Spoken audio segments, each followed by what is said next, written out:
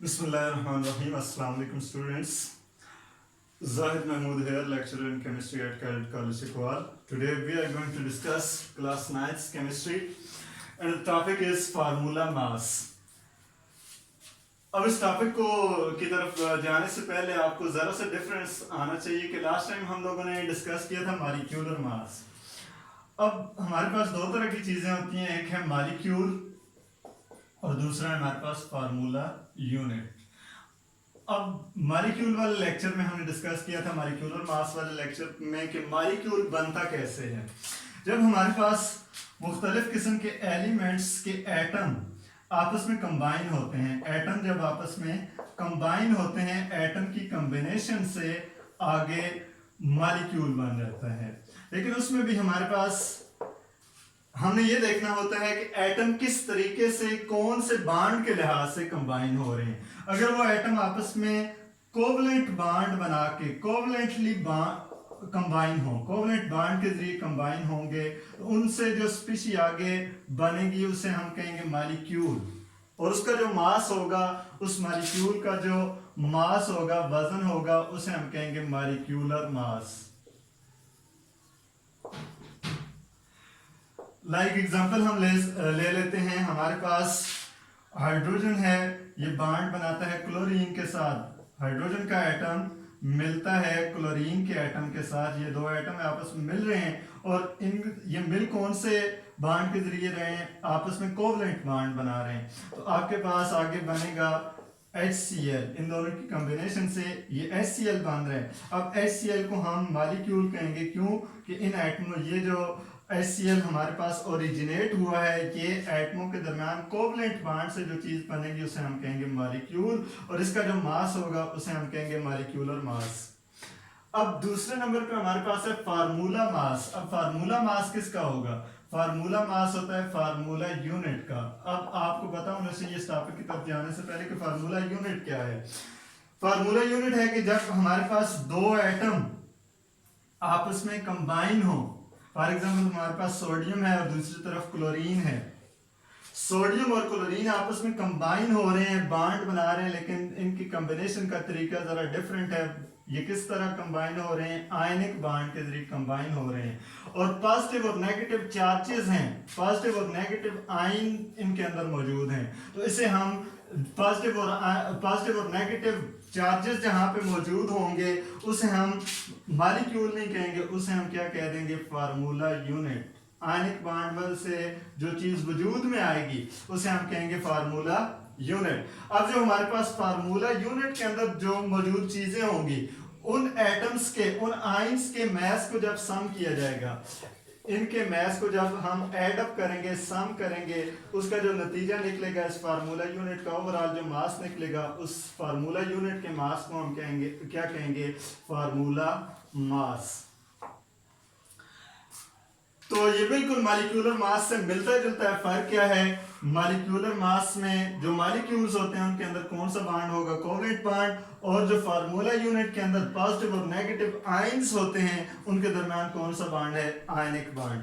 और आपको पता होना चाहिए आयनिक बांड में हमारे पास एक एटम, एक आयन होता है मेटल से, और दूसरा आयन हमारे पास होता है नेगेटिव, पॉजिटिव आयन होगा मेटल से और नेगेटिव आयन होगा नॉन मेटल से। अब हम सबसे पहले ये जो हमने थोड़ा सा इस टॉपिक को एक्सप्लेन किया, इससे आपको फार्मूला मास की डेफिनेशन भी थोड़ी बहुत समझ आ गई होगी। तो फार्मूला मास की डेफिनेशन की तरफ आते हैं। फार्मूला मास की डेफिनेशन क्या है? Sum of all the masses of ions present in formula unit. अब इसकी डेफिनेशन क्या होगी? डेफिनेशन में आपके पास है कि मैं इसको लिखता हूं, इट इज फार्मूला मास की डेफिनेशन है, it is sum of all the masses of ions. आपको पता है फार्मूला यूनिट के अंदर आयंस होते हैं, पॉजिटिव और नेगेटिव, जिस तरह हमने सोडियम और क्लोरीन का कहा है, तो ये आयंस हैं। तो हम कहेंगे sum of all the masses of ions present in formula unit. Formula unit के अंदर मौजूद आयंस कि मासेस को जमा जब हम करेंगे, उनको सम करेंगे, उनका जो रिजल्ट आएगा, नतीजा आएगा, उसे हम क्या कहेंगे, वो हमारे पास क्या होगा, फार्मूला मास।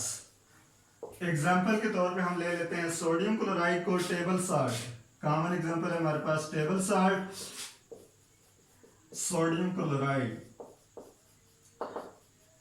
फार्मूला इसका क्या बनेगा, NaCl।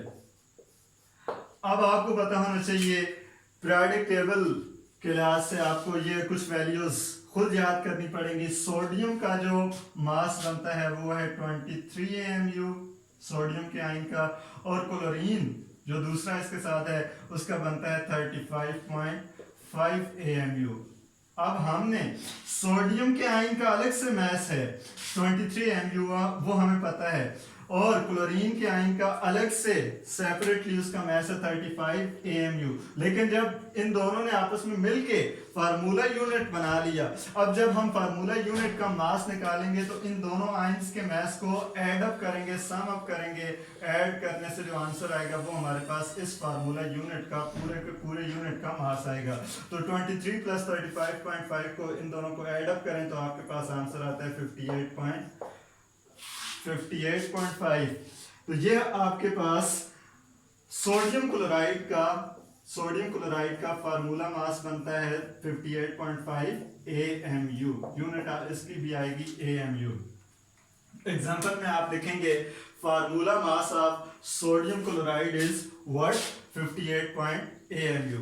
अब उसके बाद तीसरे नंबर पे हमने डिस्कस करना है कि कोई सा भी हमारे पास फार्मूला यूनिट हो उसका फार्मूला मास किस तरह कैलकुलेट किया जाता है। तो वेरी सिंपल मेथड, जो मेथड हमने मॉलिक्यूलर मास को कैलकुलेट करने के लिए अडॉप्ट किया था वही मेथड इधर, बिल्कुल सिमिलर मेथड इधर अडॉप्ट होगा। क्या करना है आपके पास, हमारे पास फॉर एग्जांपल हम एक ले लेते हैं दूसरी एग्जांपल। हमारे पास अगर क्वेश्चन है calculate formula mass of CaCO3। CaCO3 किसे कहते हैं, लाइम का मतलब चूना, लाइमस्टोन, उसका फार्मूला है कैल्शियम कार्बोनेट। अब आपको अगर कहा जाए कि कैल्शियम कार्बोनेट जो एक आयनिक कंपाउंड है जिसका फार्मूला यूनिट होगा, आयनिक कंपाउंड के सूरत में पाए जाएंगे फार्मूला यूनिट की सूरत में, तो अब इसका आपने फार्मूला मास कैलकुलेट करना हो तो न्यूमेरिकल, कोई सा भी न्यूमेरिकल हो उसके आंसर की तरफ जाएंगे, हल की तरफ जाएंगे, तो उसको प्रॉपर अटेम्प्ट करने का तरीका क्या है कि सबसे पहले आपने क्या लिखना है, गिवन डेटा।